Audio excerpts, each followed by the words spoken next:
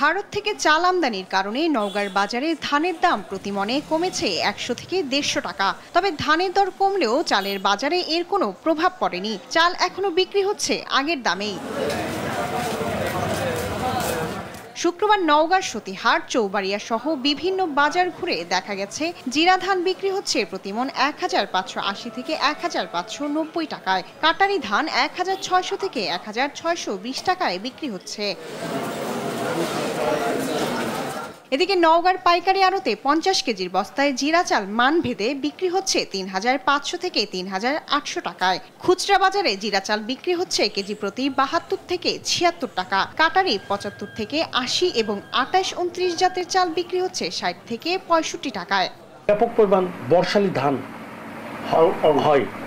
এই বর্ষালি ধান দাম হচ্ছে কৃষকরা দাম পাবে না যদি এই চাউল র্যান্ডামলি যদি আমদানি চলতে থাকে। ধানের দাম ৯০০ টাকা থেকে ৯৫০ টাকা, যেটা কৃষক ভাইদের উৎপাদন খরচ হচ্ছে অনেক কম।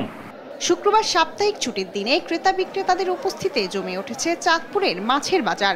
১ কেজি সাইজের ইলিশ বিক্রি হচ্ছে ২৬০০ টাকায়, যেটি গেল সপ্তাহে বিক্রি হয়েছে ২৪০০ টাকায়। চাঁদপুরের অরিজিনাল যে ইলিশগুলো, আমরা পদ্মার যে ইলিশগুলো বলি, সেগুলো দামটা একটু বেশি এবং খুব রেয়ার, কম পাওয়া যায়।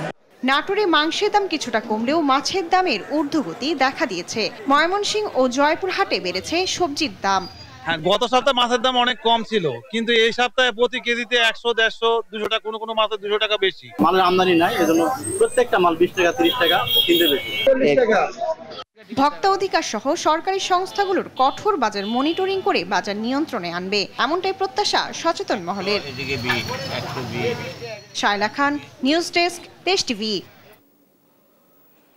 বগুড়ায় সেপটিক ট্যাঙ্ক থেকে এক যুবকের মরদেহ উদ্ধার করা হয়েছে। স্থানীয়রা জানায়, বৃহস্পতিবার রাত ১১টার দিকে ওয়াসিম ঘরে না ফেরায় খোঁজ শুরু করে পরিবার। এক পর্যায়ে সেপটিক ট্যাঙ্কের ভেতরে তাকে মৃত অবস্থায় দেখতে পান তারা। খবর পেয়ে ফায়ার সার্ভিস ও পুলিশ ঘটনাস্থলে এসে মরদেহ উদ্ধার করে। পরিবারের ধারণা, তার ব্যবহৃত মোবাইল ফোন ট্যাঙ্কে পড়ে গেলে সেটি তুলতে গিয়ে সেখানে পড়ে মারা যান ওয়াসিম। এদিকে প্রাথমিকভাবে মরদেহর কোনো আঘাতের চিহ্ন না পাওয়ায় জানিয়েছে পুলিশ।